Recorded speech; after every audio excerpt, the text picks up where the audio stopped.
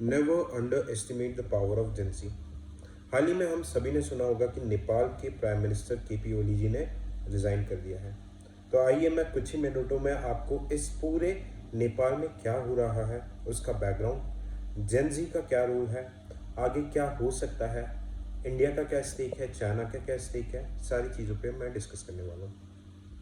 हुआ ये था कि 2006 में मोनार्की जब से ख़त्म हुई थी, ओके, तो उसके बाद से नेपाल में डेमोक्रेसी आई थी। इंडिया और चाइना के बीच में काफ़ी कन्फ्रंटेशन था। चाइना चाहता था कि नेपाल के स्टेट्स का वर्टिकल डिवीजन हो ताकि माओइस्ट का हर एक स्टेट में डोमिनेंस हो, क्योंकि वहाँ की जो माओइस्ट पॉपुलेशन है वो प्रो चाइनीज़ है। बट इंडिया वांटेड कि इंडिया के साथ जो बॉर्डर लगता है वहाँ पे मधेसी पॉपुलेशन, जो वहाँ की एग्रीकल्चरल सीधी सादी कम्युनिटी होती है, ठीक है, वो लोग पावर में रहे, इसलिए हॉरिजॉन्टल डिवीजन ऑफ स्टेट्स हो।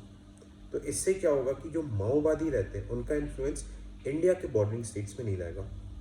तो इस वजह से काफ़ी कन्फ्रंटेशन चल रहा था। नेपाल का नया कॉन्स्टिट्यूशन भी लिखा गया था, बट कहीं ना कहीं चाइना का डोमिनेंस हमें ज़्यादा देखने को मिला था और वर्टिकल डिवीजन ऑफ स्टेट्स हुआ।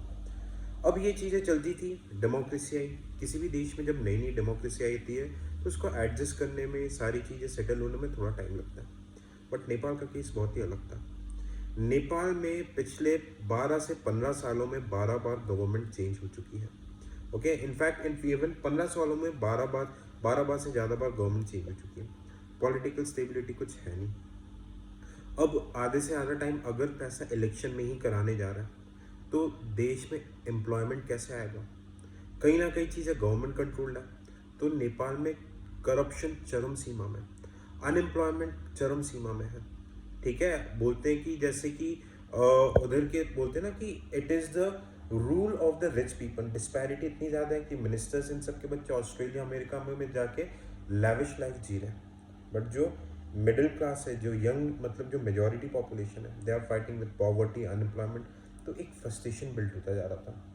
But when Gen Z came to power, ठीक है, जेंजी का जब less than 30 years of population के जो ज़्यादातर लोग हैं, जेंजी जिन्हें हम बोलते हैं, व्हाट हैपेंड, वो इस चीज़ को प्रोटेस्ट कर रहा था। सारी चीज़ें सोशल मीडिया, जैसे कि आपको पता है जेंजी की आज के डेट में पावर सोशल मीडिया में सारी चीज़ों को शेयर करना, गवर्नमेंट की चीज़ों को एक्सपोज करना, सारी चीज़ें बता रहे थे।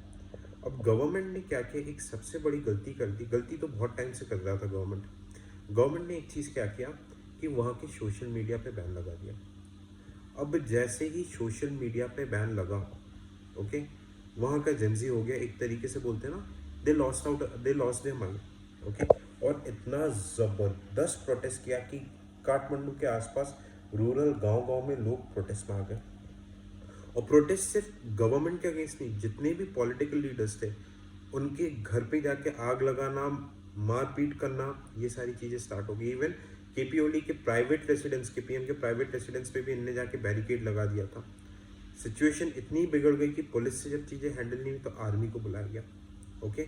मतलब एक नेशन, वीडियोस आप देखोगे सोशल मीडिया में, इतने खतरनाक वीडियोस आ रहे हैं आग लगाने की, आर्मी टीयर गैस ये सब चीज़ें कर रही है। अब यहाँ पे सिक्योरिटी फोर्सेस ने एक गलती की। इनिशियली प्रोटेस्ट पीसफुल हो रहा था, अब पीसफुल प्रोटेस्ट में इन लोगों ने गोली चला दी, कुछ लोग मर गए, तो प्रोटेस्ट भी हो गया भयानक रूप से डेंजरस। अब इतना ज़्यादा खतरनाक प्रोटेस्ट हुआ कि आज हमारे इनके जो प्राइम मिनिस्टर थे इनको रिज़ाइन करना पड़ा। इवन ये भी न्यूज़ आ रही है कि ये आर्मी से रिक्वेस्ट कर रही है कि हमें सेफ एग्जिट दो। हाँ, लोगों का आर्मी की तरफ एक पॉजिटिव माइंडसेट है।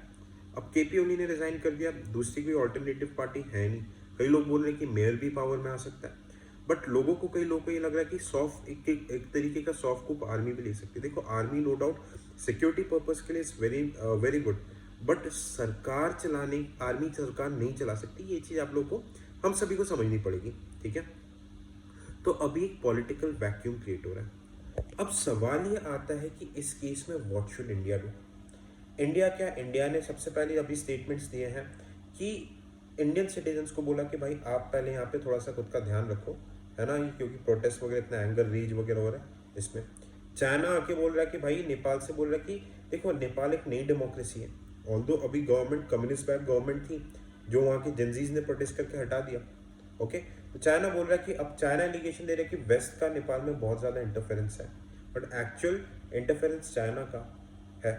अब जैसे देखो ना, इन लोगों ने नेपाल ने हमारे 3 टेरिटरीज उत्तराखंड के लिम्पादर्या, लेपुलेख और कालपानी को, उत्तराखंड के टेरिटरीज को अपना रीजन दिखा दिया।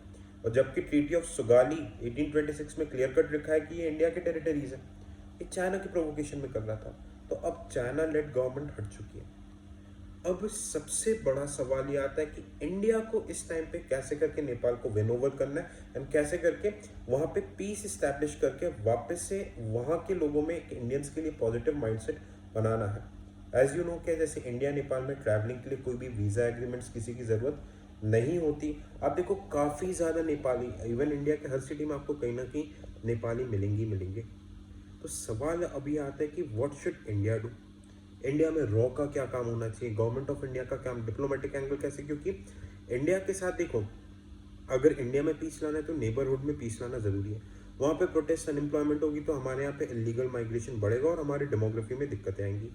साथ ही साथ अब हमें चाइनीज़ जो ओवर इन्फ्लुएंस बढ़ गया था, उस चाइनीज़ इन्फ्लुएंस को कम करना। सो आप कमेंट सेक्शन में ज़रूर बताइएगा what should be the strategy of India. और अगर आप लोग चाहते हैं कि मैं डिटेल्ड एनालिसिस करके बताऊं कि what should be India take, India को क्या करना चाहिए, तो दिस लेट मी नो, मैं इसके ऊपर बहुत ही जल्दी वीडियो बनाऊंगा। थैंक यू सो मच, जय हिंद। ओके, एंड आप मेरे टेलीग्राम चैनल को भी ज्वाइन कर सकते हैं जिसका लिंक इस वीडियो के डिस्क्रिप्शन में। You can also join my 1-to-1 mentorship आरंभ बैच, जो आपको सिविल सोल्जर के ऐप में देखने को मिल जाएगा। ऐप का लिंक इस चैनल के डिस्क्रिप्शन में। थैंक यू सो मच, जय हिंद।